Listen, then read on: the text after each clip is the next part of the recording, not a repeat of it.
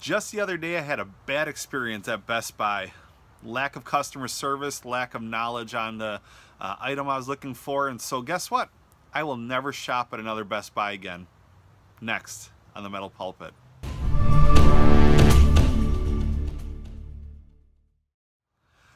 So that sounds a little crazy, doesn't it? I did have a bad experience at Best Buy. Anytime I ask for information regarding something technology-wise and they just read me the label right in front of it, I'm just going to assume they don't know what the product is. And that's okay, but at least own up to it. But anyways, why would I broad stroke Best Buy and just like, that was in Appleton that I had, Appleton, Wisconsin, which is a city about 2 hours north of Milwaukee. And so I had a bad experience there, but quite honestly, would I stop going to Best Buy altogether? Probably not. I would go to Milwaukee and realize this is a different Best Buy, different people, some are more knowledgeable and all of that. But yet we do that with church. I realize this is not the most churchy crowd, as a lot of people have given up on the institutional church, but let me talk about that for a minute. You see, when we have a bad experience at a church, for us to say that church hurt me, well, no, actually it was somebody or some group of people that hurt you.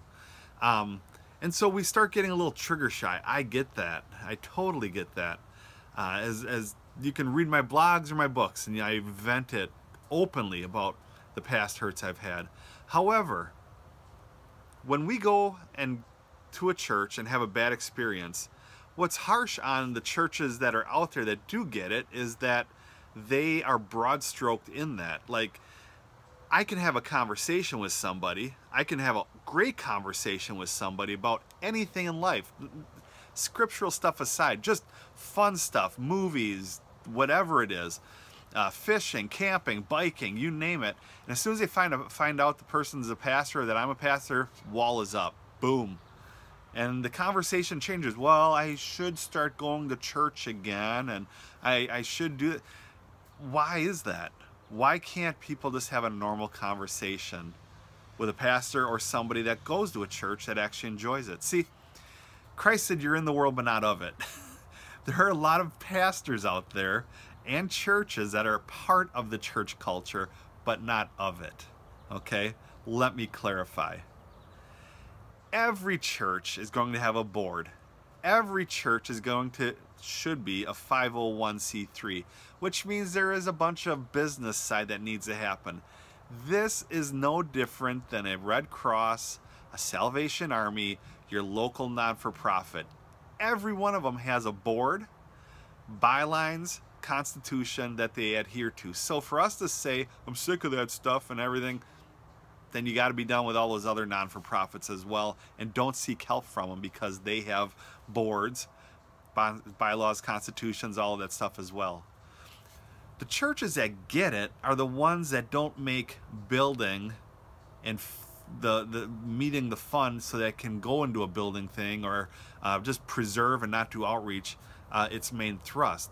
The ones that get it keep outreach, they keep friendships, they keep things the main thrust of what that church is all about. You see, it becomes kind of a heartbreaker when a person says, I'm done with it. If I started saying that about all of the Best Buys, any of the chain stores really, if I have a bad experience at, well, we have a big, what's called a man mall up here called Fleet Farm. If I did that with Fleet Farm, I would never go to another Fleet Farm again. I will never go to another Best Buy again. And eventually you're isolating yourself. I realize church hurt lasts a long time, but there are churches out there that get it. Okay, there are pastors out there that get it. I am an Assembly of God credentialed pastor. Okay, right there when I said that, there was a wall that went up with many of you. Pentecostal, pew hopping, faith healing, prosperity, all of those things, people start speaking in tongues like crazy. All that stuff, people start assuming things right away. We have people all the time coming into our little church and saying, what denomination is this? Because it's a good one. And quite honestly, the church has to deal with a lot of people as well. A church could easily say, we're done with people. We're going to do this thing online. And they would probably survive in today's culture. Shut the doors, keep it online, and everything happens there, they would probably survive. They'd probably do all right. But the church, they get people too that are real gems. We've had people where we've helped them out with, oh my goodness, from foreclosures to paying off their car and everything. And every one of those people that we helped, because we messed up in one little area or we let them down in one little area, they left and they blazed a trail out of there on social networking world, and they took as many people as they could. So yeah, as a pastor, I could say, I'm done with you. I'm done with you guys. I don't even want to be a friend of you. But no, because quite honestly, that one Christian that left in a huff doesn't define all of the other Christians that are here or wherever we may go. So church doesn't have to be a bad thing.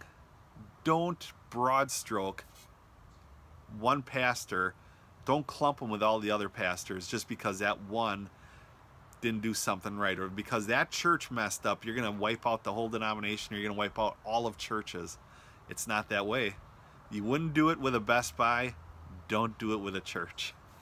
Shoot me your thoughts, your questions, PastorBobAdams@gmail.com, and I will get back to you as soon as I can, or I'll even address them here on the Metal Pulpit. Have a great day.